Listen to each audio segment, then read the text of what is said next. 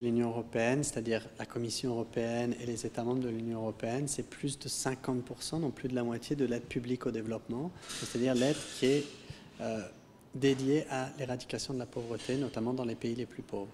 Alors évidemment, une grande partie de cette aide se concentre de plus en plus sur l'adaptation ou la lutte contre le changement climatique. Et chaque année, on était plutôt aux alentours de 500 millions d'euros, 1 milliard, maintenant c'est 2 milliards. Donc chaque année, il y a un engagement de plus en plus fort pour des actions qui spécifiquement vont aider les pays en développement à s'adapter aux conséquences du changement climatique. Mais de manière générale, c'est pas comme ça que la question se pose, c'est-à-dire que tout ce qui est fait pour éradiquer la pauvreté, souvent a des impacts bénéfiques pour s'adapter au changement climatique. Et dans l'autre sens aussi, tout ce qui est fait pour lutter contre le changement climatique ou l'adaptation, par exemple, si je donne un exemple, on essaye d'aider au développement de l'énergie solaire en Afrique pour que les gens, mais vraiment surtout dans les zones rurales, par exemple les communautés, aient accès à l'électricité. Ben ça, non seulement c'est bon pour l'adaptation au changement climatique avec le solaire, mais ça permet aussi l'accès à l'éducation, à la santé, par exemple. Donc, changement climatique, s'adapter, lutter contre les effets néfastes du changement climatique et s'adapter à cette nouvelle donne et en même temps lutter contre la pauvreté extrême, donner l'accès à la santé et à l'éducation, c'est un peu deux faces de la même pièce. C'est pour ça que ce qui est en train de se faire et de se négocier au niveau international, cette année 2015, c'est l'année européenne du développement. Pourquoi? Parce que c'est cette année que vont être définis des objectifs de développement durable qui vont s'appliquer à toute la planète pour les 15 ans à venir. Si on parle des pays vraiment les plus pauvres, qui sont appelés les pays les moins avancés, mais c'est un terme très technique, mais je parle par exemple de certains pays en Afrique subsaharienne, ou certains pays en Amérique centrale, là c'est eux qui souvent émettent le moins.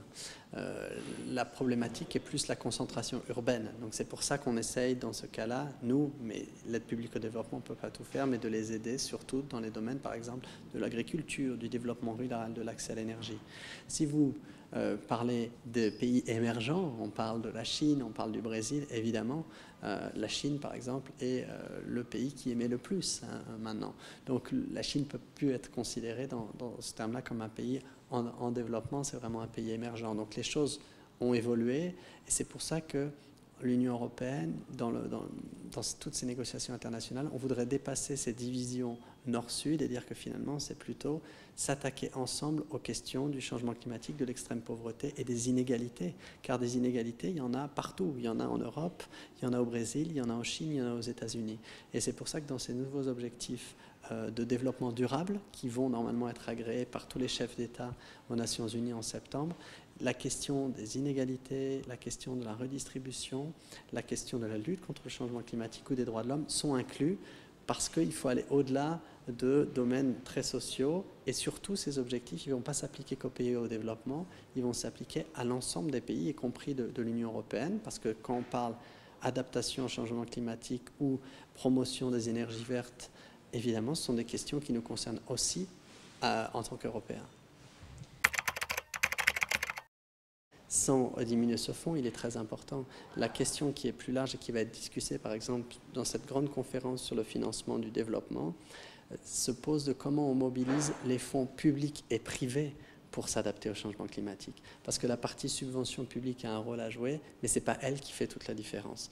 Donc, ce genre de fonds sont essentiels, surtout pour les pays les moins avancés, mais finalement, ce qui fait la vraie différence, c'est le changement des politiques. Et c'est pour ça que c'est si important qu'à New York, on se mette d'accord sur ces objectifs qui vont aussi faire et discuter des questions climatiques avec des engagements concrets et qu'ensuite à Paris des engagements fermes. C'est pour ça que c'est si important que l'accord de Paris soit contraignant, parce que dans ce cas-là, quand les pays auront des contraintes, ce sera possible non seulement de les appuyer, mais nous aussi de montrer l'exemple.